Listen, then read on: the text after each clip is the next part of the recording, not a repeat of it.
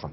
Voilà donc pour la carte postale, mais Saint-Étienne possède d'autres qualités moins connues que nous allons nous efforcer de vous faire connaître. À ceux qui pensent que la ville est forcément noire à la couleur du charbon, voici un démenti en images et en couleur. En effet, à quelques kilomètres à peine du centre de Saint-Étienne se trouve un port de plaisance sur la Loire avec plage et ambiance Riviera. Reportage de Didier Guyot et Olivier Jacquelin.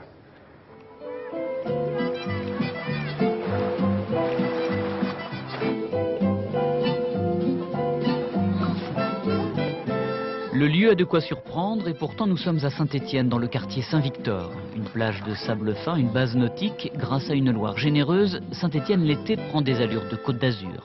Faut pas exagérer non plus. Si, ça vaut quand même le coup d'aller sur la côte, mais c'est quand même bien agréable. À 5 minutes, on est tranquille, les enfants sont contents, on se baigne. Qu'avant, le chemin de fer passait, là, la voie est sous l'eau. Elle était noyée, il y avait une gare pas très loin, juste à côté, la gare de Saint-Victor. Et sécurité oblige, la baignade s'effectue sous l'œil attentif des sapeurs-pompiers maîtres nageurs. Du fait d'être sapeurs-pompiers, déjà, on est toujours bien avec les gens.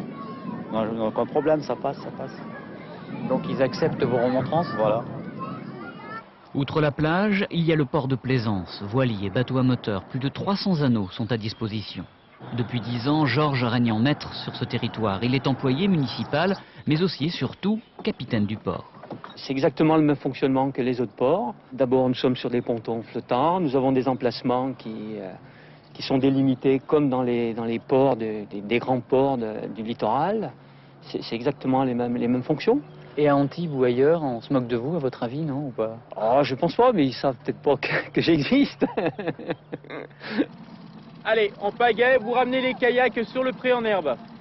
Et c'est ainsi que non loin du centre-ville de Saint-Étienne, on peut s'adonner aux joies de la voile et du canoë. Ça fait toujours sourire un petit peu les gens parce que parler de voile, c'est le littoral, c'est la Manche, c'est l'Atlantique. Les gens ont souvent du mal à croire qu'il y a un plan d'eau. Moi-même, je venais de Bretagne, il m'a fallu 2-3 ans d'habitant dans la région pour me rendre compte qu'il y avait un plan d'eau, quoi, pour savoir.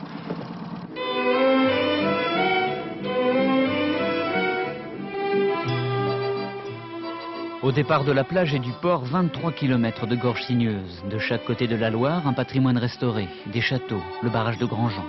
Et Didier Vialin emmène chaque jour des touristes en découverte. On est quand même sur la Loire, qui est le plus grand fleuve sauvage d'Europe, une réserve naturelle, un site classé depuis cette année au plan national.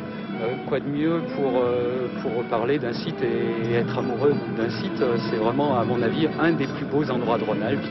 Mais aujourd'hui, les amoureux de la Loire sont partagés entre le souhait de faire connaître tout cela et celui de tout conserver pour soi.